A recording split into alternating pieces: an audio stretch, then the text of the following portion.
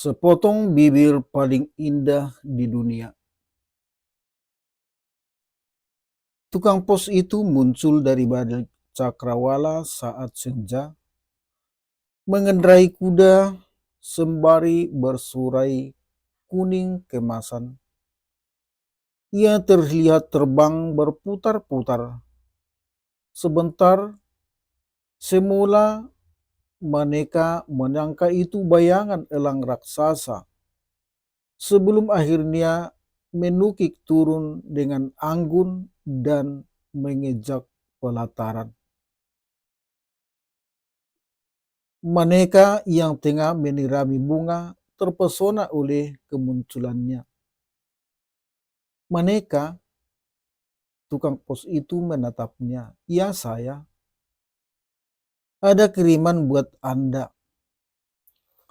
Lalu menodorkan kotak kecil, tak terlalu rapi kertasnya, bahkan seperti dibungkus tergesa-gesa. Ketika memperhatikan tulisan tangan yang agak mirip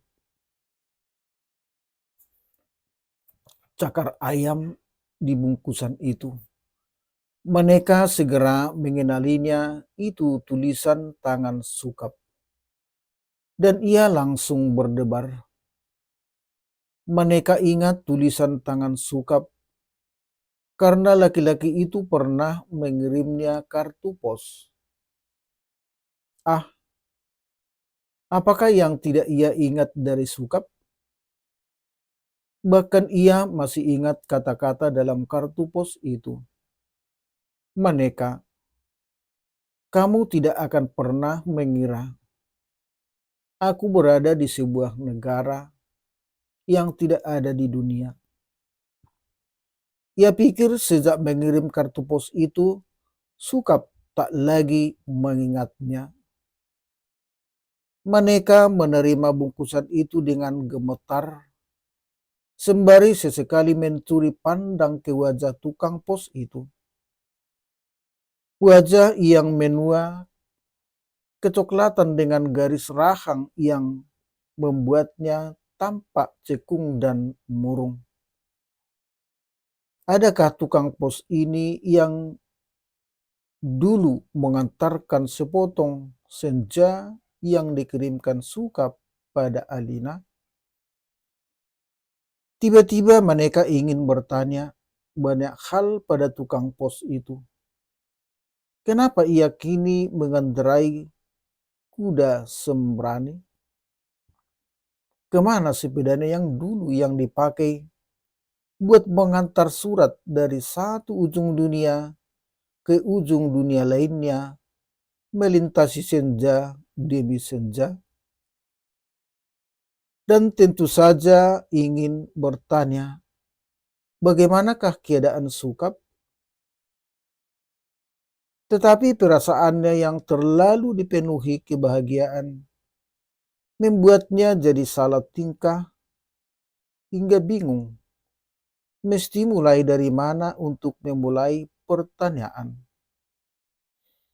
Pastilah ia tampak seperti gadis kencur yang baru saja menerima surat cinta. Bahkan ia tak sempat mengucapkan terima kasih ketika dengan sigap tukang pos itu sudah kembali meloncat naik ke punggung kuda sembrani dan langsung menghelanya terbang membumbung ke langit dan menghilang ke balik cakrawala. Oh, Sukap, Sukap, di manakah kamu sekarang? Terakhir kali mereka mendengar kabar kalau laki-laki itu mengelana hingga negeri senja. Negeri di mana matahari tak pernah terbenam, selalu bertegar di cakrawala dan selalu menemburkan cahayanya yang kilau kemilau seperti jalinan lembu benang-benang emas. Dan seolah-olah cahaya itu serupa lempengan-lempengan panjang yang bisa dipegang. Cahaya kemerah-merahan senja yang abadi membuat negeri itu selalu tenggelam dalam lautan keremangan sepenuhnya. Mereka tahu laki-laki yang hidupnya penuh kesedihan itu tak pernah merasa bisa tinggal di suatu tempat agak lebih lama, dan karena itu selalu memilih untuk mengembara dan terus mengembara sekadar supaya bisa melupakan kesedihannya. Telah lama Maneka menyadari ia tak mungkin mengharapkan laki-laki semacam itu akan menetap tinggal di hatinya. Dulu ia sempat begitu semangat untuk terus mengikuti jejak pengembaraan Sukap. Setiap mendengar selentingan Sukap ada di suatu tempat, ia segera menusulnya. Hingga ia menjadi pengembara yang memburu seorang pengembara. Hanya karena ia begitu berharap bisa bertemu kembali dengan laki-laki yang sudah membuatnya begitu jatuh cinta.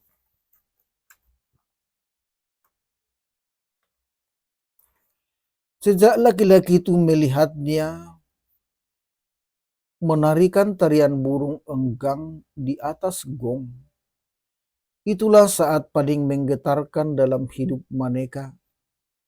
Saat ia melihat mata laki-laki itu menatapnya, saat itu pula ia merasa terhanyut oleh cinta. Padahal kala itu ia telah bersuami, tapi mata itu sungguh membuat Maneka tak bisa melupakannya, dan karena itu memilih meninggalkan suaminya.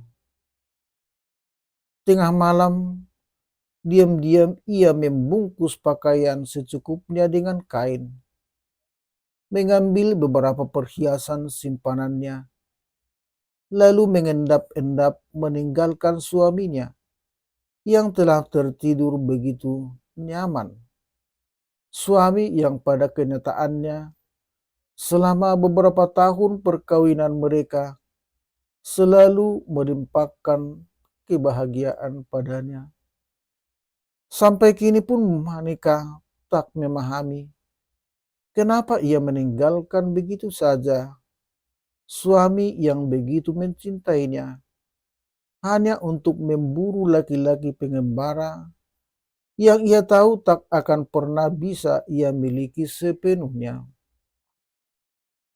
Ia terus mengendus jejak Sukap, berharap suatu kali bertemu laki-laki itu kembali di sebuah warung tuak atau di tepi pantai saat laki-laki itu menikmati senja, atau di perkampungan kumuh pinggiran kota, atau di keremangan malam saat ada pertunjukan dangdut di sebuah pasar malam, atau di mana saja.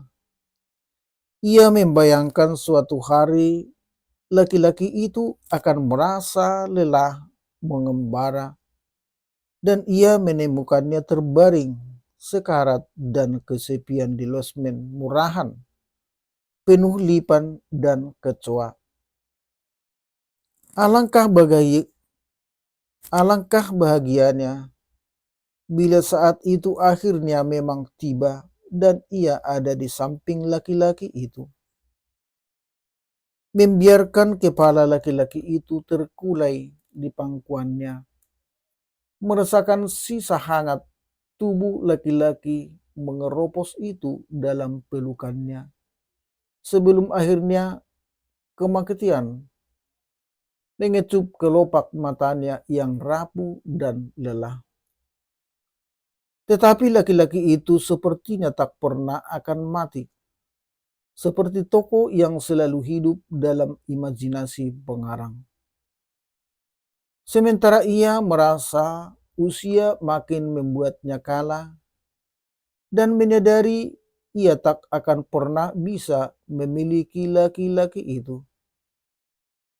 Apalagi kemudian ia tahu laki-laki itu ternyata sudah punya kekasih. Suatu hari dalam pengembaraannya mencari Sukap, ia tiba di satu kota yang saat itu sedang gempar karena seseorang telah mengerat senja dan mengirimkan potongan senja yang bagai kartu pos itu untuk perempuan yang paling dicintainya.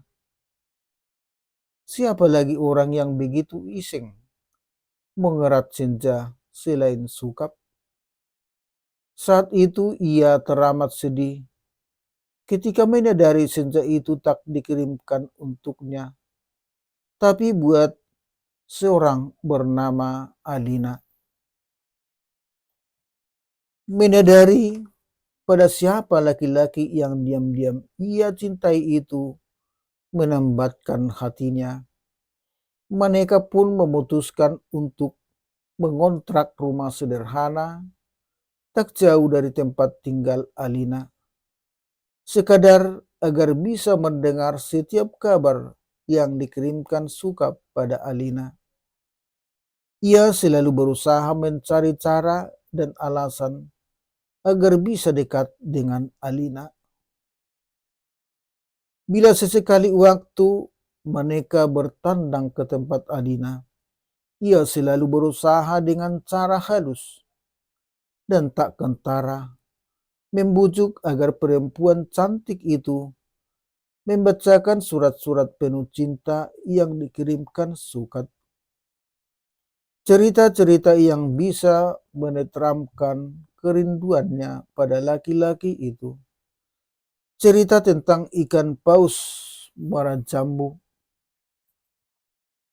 yang muncul di tengah samudra dengan anak panah tertancap tegak lurus dengan langit di punggungnya.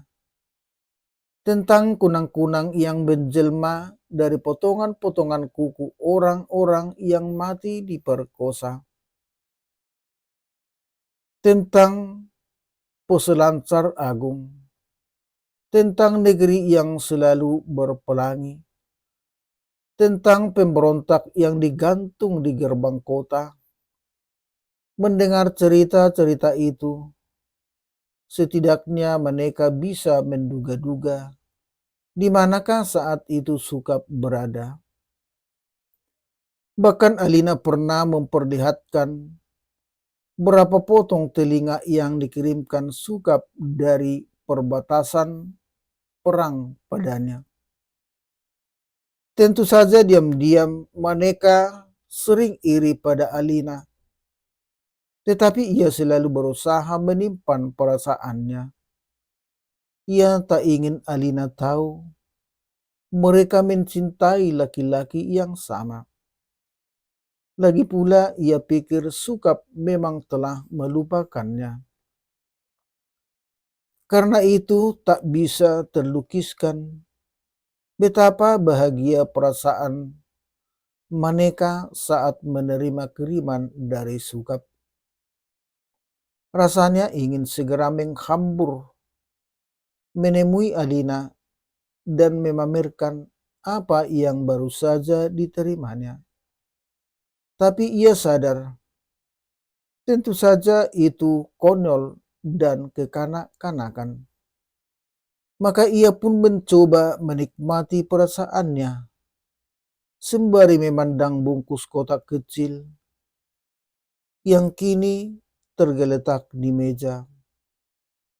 Menduga-duga apa isinya saja sudah membuat mereka begitu bahagia.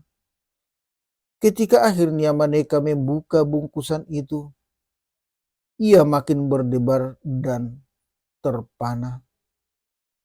Sepotong bibir semula mereka menangka itu bibir mainan dari karet. Tapi saat menentunya, ia segera tahu itu bibir sungguhan, lembut, kenyal, dan masih hangat. Masih ada sisa darah segar meleleh, seakan baru saja disayat. Bibir itu tersenyum seolah memahami kekagetan mereka. Tadinya mereka berharap menemukan surat yang menyertai kiriman itu. Setidaknya sedikit penjelasan bibir siapakah itu dan kenapa Sukap merasa perlu mengirimkannya. Mereka jadi ingat pada potongan telinga yang dikirimkan Sukap pada Alina. Ia tahu telinga tiapa itu, karena Sukap menceritakan tentang para pembangkang yang dipotong telinganya saat diinterogasi. Itu adalah telinga-telinga berbahaya yang suka menguping pembicaraan orang, dan karena itu layak dipotong. Tapi bibir ini tidak terlihat berbahaya. Malah bibir ini terlihat begitu indah. Mereka bahkan yakin inilah bibir paling indah di dunia yang pernah ia lihat. Gerangan siapakah yang tega memotong bibir seindah ini? Bila saja mereka bisa menghubungi Sukap, pasti ia sudah menanyakan itu semua. Agar ia tak cemas, sekaligus penasaran seperti ini. Mereka seperti mendengar bibir itu mendesis, seperti berbisik, seperti ingin mengatakan sesuatu. Dengan gemetar, mereka memegangi bibir itu. Nyaris saja ia menjerit dan melemparkannya ketika bibir itu mendadak menggeliat seperti ekor cecak yang memberontak ingin dilepaskan. Mereka hanya bengong saat menyaksikan bibir itu terjatuh menggeliat-geliat di lantai. Kemudian meloncat naik ke kursi, meloncat kembali ke atas meja. Lalu seolah menatap tajam padanya, seolah-olah ingin bicara. Tak seperti Alina yang sampai sekarang masih mengantungkan dengan benang potongan-potongan telinga kiriman Sukap. Mereka memilih menaruh sepotong bibir itu dalam toples bening hingga tampak seperti ikan koi dalam akuarium mungil. Ia suka memandangnya lama-lama sembari menduga-duga bibir siapakah ini sebenarnya. Mungkin itu bibir seorang perempuan yang semalam pulang larut dan berdiri di halte menunggu angkutan kota.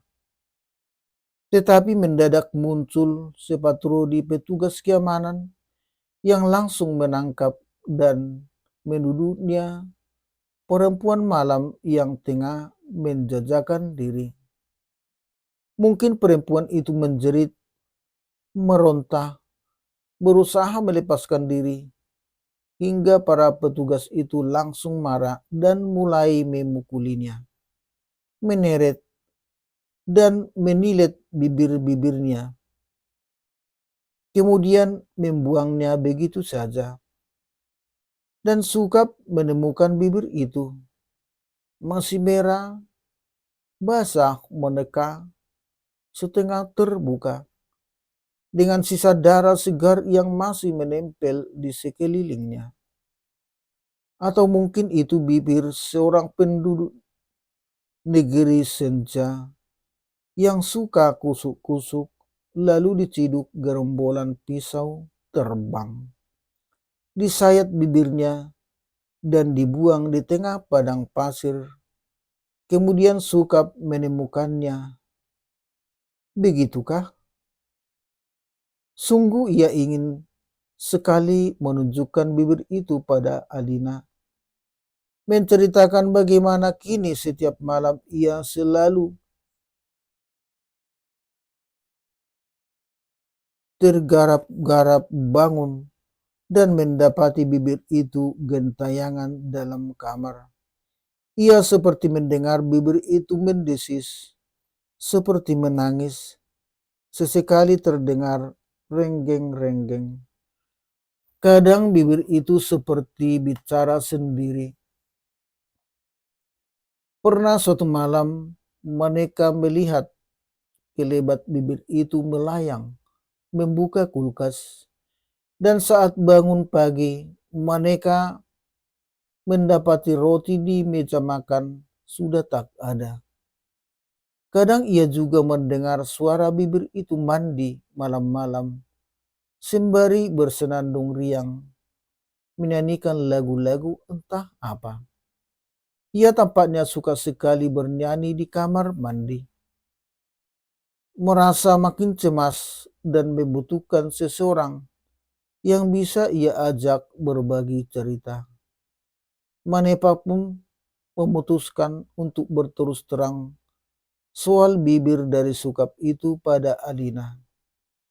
Mungkin Alina akan marah karena akhirnya tahu kalau ia juga mencintai laki-laki yang juga Alina cintai. Tapi reaksi Alina tak sebagaimana mereka duga. Alina tetap tenang ketika ia memperlihatkan bibir itu. Ah, adakah sukap diam-diam telah mengirimkan surat pada Alina soal bibir yang dikirimkannya itu? Aku sudah tahu, kata Alina pelan.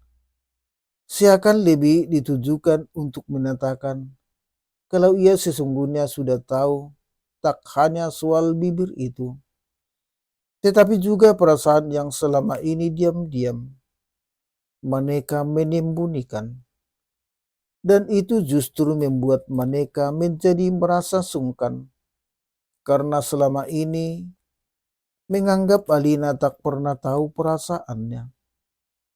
Memang tak selalu mengenakan mencintai laki-laki yang sama, sementara kita selalu berusaha menutup-nutupinya. Padahal seorang perempuan selalu bisa merasakan apa yang perempuan lain rasakan.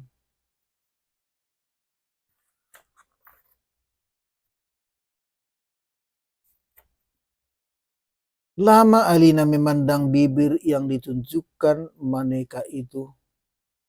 Benar-benar bibir yang indah, ujar Alina. Iya, bibir yang luar biasa indah. Kurasa ini bibir paling indah di dunia. Bibir yang akan membuat siapapun terpesona melihatnya.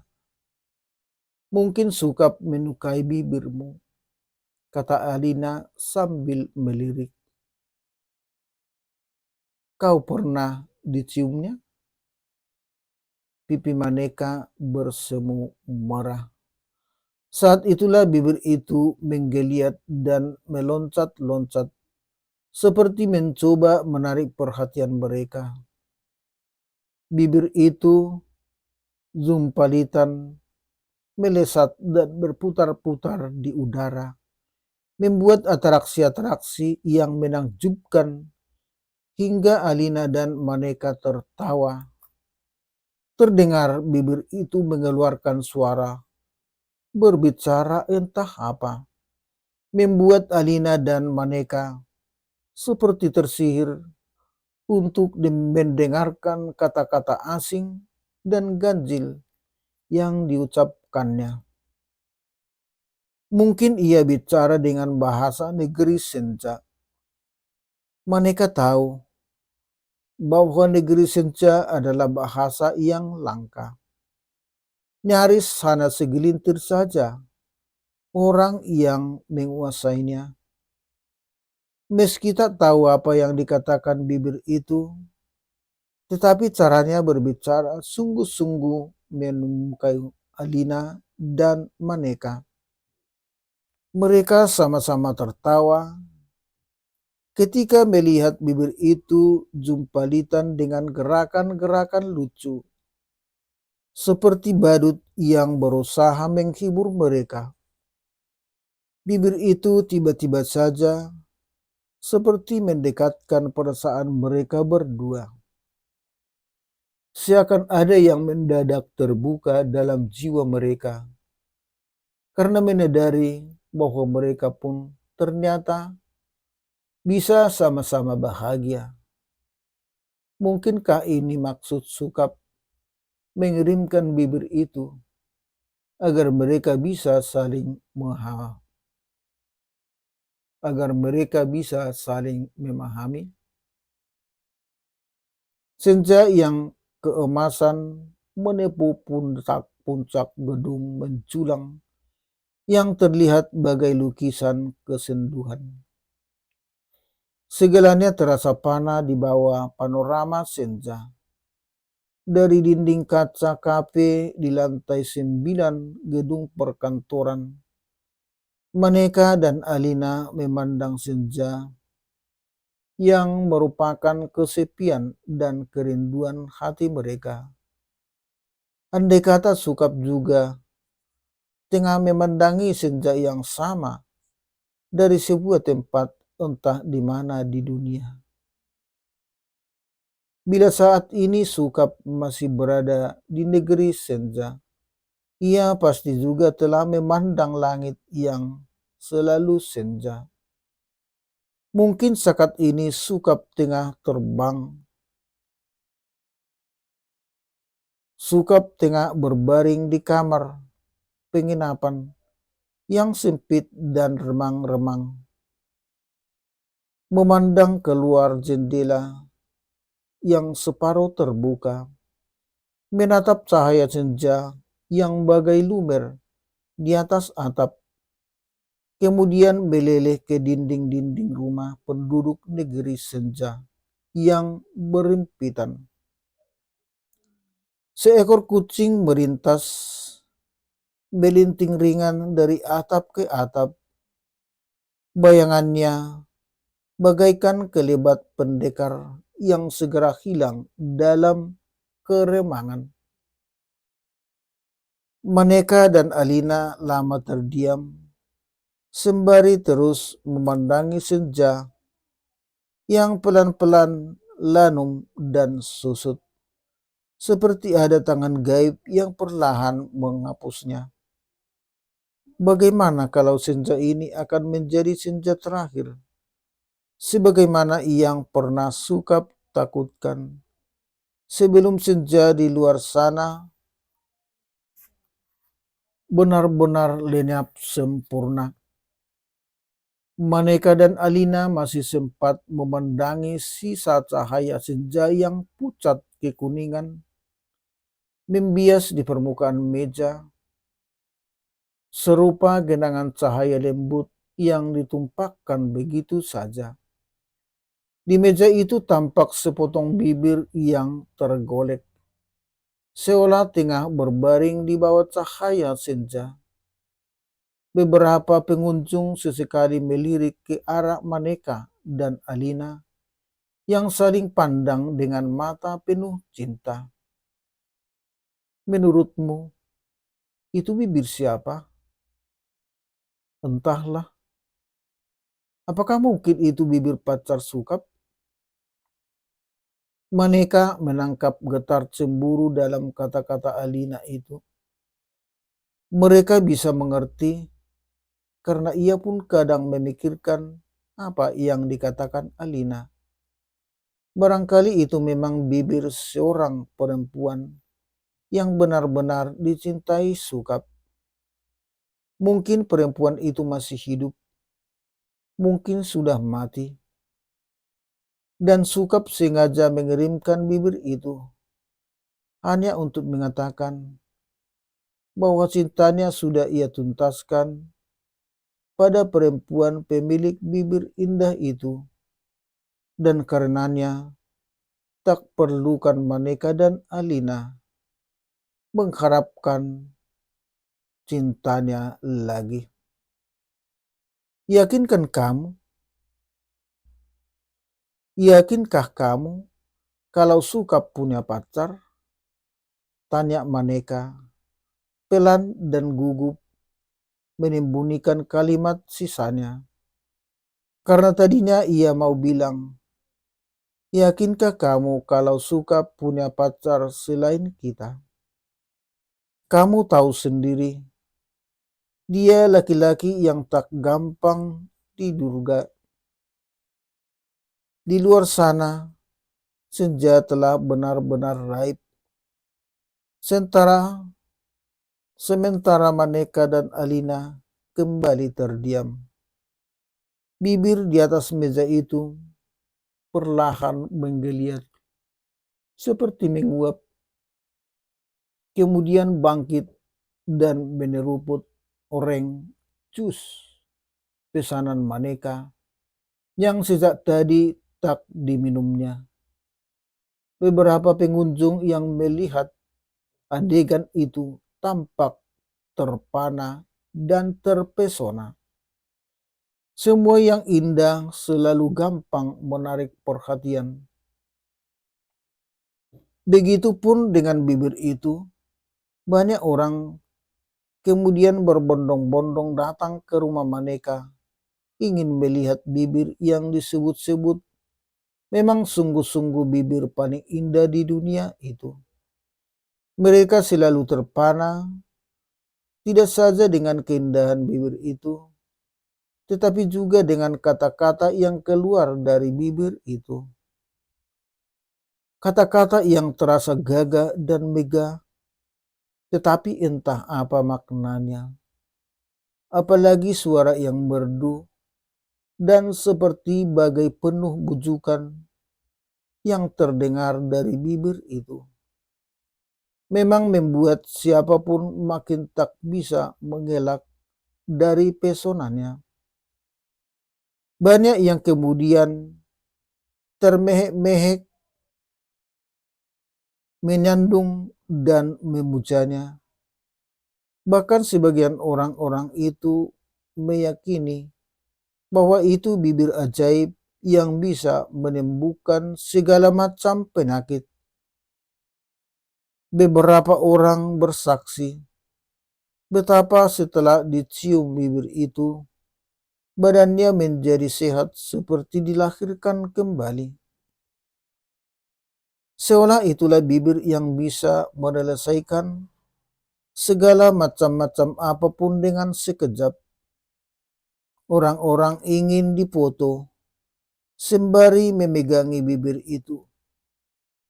Suasana di halaman rumah Maneka menjadi mirip pertunjukan akrobat tukang sulap. Kini setiap hari nyaris ribuan orang antri ingin mendengar bibir itu bicara. Semakin aneh kata-kata yang terdengar, justru semakin orang-orang itu terpesona. Sembari menikmati teh di beranda, menyaksikan itu semua, Maneka berbisik pada Alina, rasanya kini aku mengerti kenapa Sukap mengirimkan bibir itu. Kenapa? Itu pasti bibir calon presiden. Itu bibir tukang kibul. Cerita pun berakhir.